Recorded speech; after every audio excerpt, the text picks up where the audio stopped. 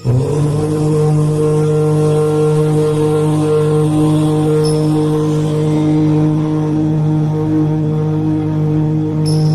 राधे, जय श्री कृष्णा। आज मैं आप सबके साथ में अपने पुल्लू और गोपाल और कानू के बारे में बताने जा रही हूँ और राधा रानी के बारे में।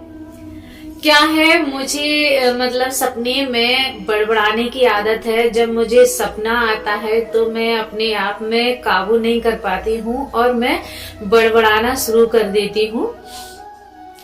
तो महाराज जी क्या है, सुबह जल्दी जाग जाते हैं मुझसे पहले। तो उनका जल्दी जागने का मतलब ये है कि वो सुबह माला फेरते हैं। उनका टाइम है 4 बजे से और मैं 4 बजे नहीं जाग पाती हूँ, वो ही मुझसे पहले जाग जाते हैं। तो वो 4 बजे से अपने बिस्तर पे ही माला फेरते हैं। तो वो माला फेर रहे थे तो उन्होंने सुन लिया होगा मैं बड़बड़ा रही होंगी। कानू को लेकर के मैं गालियां दे रही थी कानू को, तो इन्होंने सुन लिया और कह रहे थे कि आज तो तुमने कानू की अच्छे से वाट लगाई है, कानू की अच्छे से पिटाई की है, क्या बात हो गई। तो फिर मैंने याद किया कि मैंने क्या सपना देखा, ये ऐसे क्या बोल रहे हैं। तब मुझे याद आया, अच्छा ये बात है। मुझे क्या है, जैसे सुबह मैं जल्दी जाग जाती हूँ तो काम की वजह से एकदम से मतलब उन बातों को सोच नहीं पाती हूँ कि मतलब मैंने आज क्या सपना देखा क्या नहीं देखा, तो मैं भूल जाती हूँ। बाद में जब 2-3 दिन बाद मुझे कुछ चीजें ऐसे मैं मतलब विचार करूँ या बच्चों के बारे में सोचूं, तब मुझे याद आता है अच्छा उस दिन मैंने ये सपना देखा था। तो मतलब कानू और पुल्लू और राधा रानी और गोपाल, ये चारों मतलब यहाँ नूराबाद का कोई एरिया नहीं है। मुझे मतलब जो सपने में मैंने देखा वो जगह वृंदावन में यमुना किनारे की जगह है। वो बालू रेत होती है ना, वहां पर मतलब वो जगह है, वही जगह मुझे दिख रही है। तो ये चारों उस रेत में खड़े हैं और ये चारों मतलब सर्दी का टाइम, बहुत तेज सर्दी का टाइम है और जमुना जी में पतली पतली पतली पतली बर्फ जैसी पापड़ी सी जम रही है।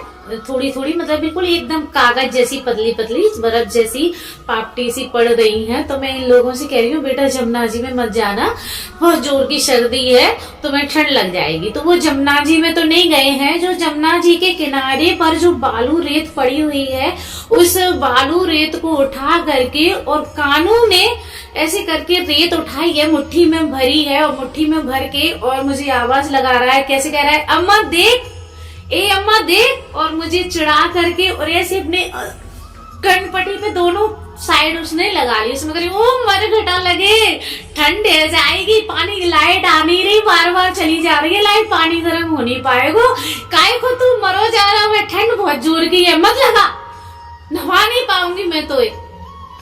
फिर थोड़ी देर बाद फिर से गोपाल ने मुट्ठी भरी है तो वो बोल रहा है, गोपाल बोल रहा है, ए मथाई देख देख, और ऐसे करके पूरी रेत अपनी छाती से लेकर के नीचे तक लगा ली है। तो मैं एकदम से बड़बड़ा गई हूँ और एकदम से उनकी साइड भगी हूँ और इस भगने में मतलब मेरी से एकदम से वक्त निकल गई है। कानू तेरी तो मैं पिटाई करूंगी क्योंकि तू सारे बच्चों को बिगाड़ रहा है, तेरी मैं अच्छे से कुटाई करने वाली हूँ। पानी है नहीं है गरम और काई से नहवाऊंगी मैं तो। जो तीनों बच्चन ने मेरे प्राण खा लिए, जिनकी वजह से मैं परेशान हो गई, मैं इस तरह से बड़बड़ा रही हूँ। तो महाराज जी ने मेरी बड़बड़ाहट सुन ली है। तो उन्होंने कहा आज तो कानू की और सबकी बाट लगाई है, आज तो खूब गालियां सुनाई है। तो मतलब मैं उनको आपको दे के नहीं बता रही हूँ, मैंने मन भर के गालियां दी हैं। जो गांव की औरतें कहती है मरगठा लगे, सिलगांव ने, ठठरी बने, ये सारी गालियां मैंने इनको दी है सारे सपने में और बड़बड़ा रही हूँ। तो कानू कह रहा है गोपाल को और पुल्लू को कि बस बहुत है, मम्मी बहुत गुस्सा में आ गई है, अब पिटाई होगी अपनी जोर की, बहुत जोर की पिटाई होगी, दादा है नहीं है बचाने के लिए, अब मम्मी बहुत गुस्सा में है। तो गोपाल कह रहा है ठीक है तो मैं जी कह रही हूँ, गोपाल तूने मेरे बच्चों को बिगाड़ दिया है, तू गांव से आया है ना, तो इसीलिए तूने मेरे बच्चों को तू तड़ाक करना सिखा दिया है। मेरा गोपाल बाजार का था, अच्छे से बोलता था, तमीज से तूने सब मेरे बच्चों को बिगाड़ दिया है। ऐसे करके मैं इन लोगों से बात कर रही हूँ। मुझे इतना अच्छा लगा। कुछ ऐसे सपने होते हैं जो मेरे मन में बहुत प्रसन्नता देते हैं, मैं आपको बता नहीं सकती। इन सपनों को मैं फिर पूरे दिन सोचती हूँ, मेरे दिमाग में पूरे दिन घूमती रहती है, ये हुआ ये हुआ। मुझे बहुत अच्छा लगा आज का दिन।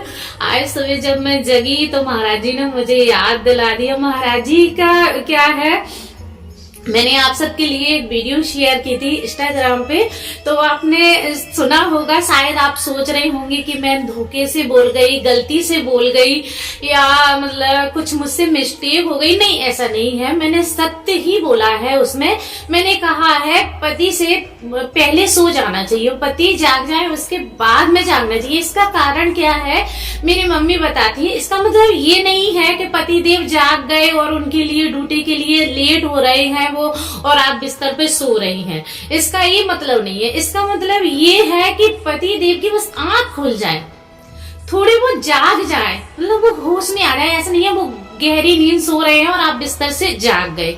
और पहले सोने का मतलब ये नहीं है कि पति देव खाना खाने के लिए बैठे हैं और आपका काम पूरा पड़ा हुआ है और आप जाकर के पति देव से पहले सो गए। इसका ये मतलब नहीं है। मेरी मम्मी कहती थी, मैंने ये कहीं पढ़ा नहीं है, मैंने तो मतलब स्कंद पुराण के अनुसार जो चीज बताई है उसमें लिखा था कि खाना हमें पति के बाद खाना चाहिए, पहले नहीं खाना चाहिए। तो ये स्कंद पुराण में लिखा है। लेकिन ये बात मेरी मम्मी ने बताई थी कि हमें पति से कुछ समय, जब हमारे पति आंख बंद नहीं कर पाए, नींद में नहीं जा पाए हमारे पति, उस समय थोड़ा 5-10 मिनट का इतना फर्क होना चाहिए कि हम अपने पति से पहले सो जाएं। और जागने का मतलब ये है कि हम अपने पति से कुछ समय, कुछ थोड़ा सा, हमारे पति गहरी नींद में नहीं होना चाहिए, उस समय हमारी नींद नहीं खुलनी चाहिए, हमारे पति जाग जाना चाहिए। थोड़े से हमारे पति मतलब उनको पता होना चाहिए कि हम जाग गए हैं, हम बिस्तर से खड़े हो गए हैं, थोड़ा इतना मतलब होना चाहिए। इसका मतलब ये होता है, सुहागन लेडीजों को कभी भी अपने पति को सोता हुआ नहीं छोड़ना चाहिए। इसका ये मतलब है।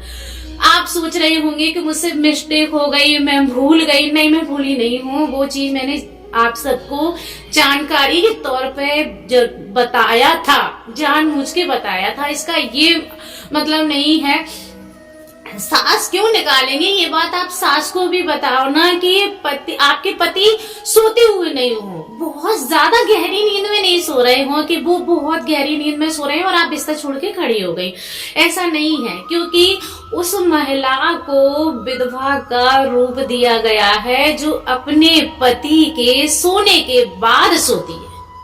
मतलब तुम्हारे पति बहुत गहरी नींद में सो चुके, या तुम्हारे पति बहुत गहरी नींद में सो रहे और तुम बिस्तर छोड़ के जाग गई और खड़ी हो गई। नहीं, तुम्हारे पति को पता होना चाहिए कि तुम खड़ी हो, तुम काम अपने काम में लग गई हो, सुबह का टाइम हो चुका है, तुम अपना काम करने लगी हो। इसका ये मतलब है। तो मैंने यही आप सबको जानकारी दी है।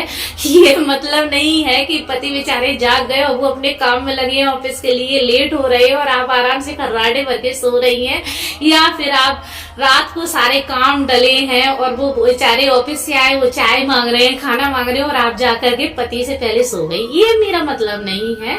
थोड़ा बात को मतलब मैं समझा नहीं पाई आपको, तो इस वजह से आपको थोड़ा शायद उल्टा लगा होगा, तो इसके लिए मैं आप सबसे क्षमा चाहती हूँ। लेकिन मेरा कहने का थोड़ा मतलब वो नहीं था।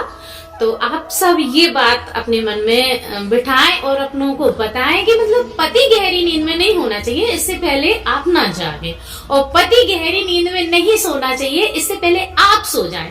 तो इसको हम कहते हैं कि सुहागन महिला को अपने पति से कुछ समय पहले सो जाना चाहिए, और सुहागन महिला को अपने पति के जागने के बाद आंखें खोलनी चाहिए। आपके पति गहरी नींद में नहीं होना चाहिए। तो आशा करती हूँ आप सबको आज मेरे पुल्लू और कानू की शरारत, मेरा स्वप्न लीला पसंद आई होगी और जो मैंने आपको समझाया है वो आपको समझ में आया होगा। तो जय श्री कृष्णा, राधे राधे, जय मेरे कानों की और मेरी राधा रानी की।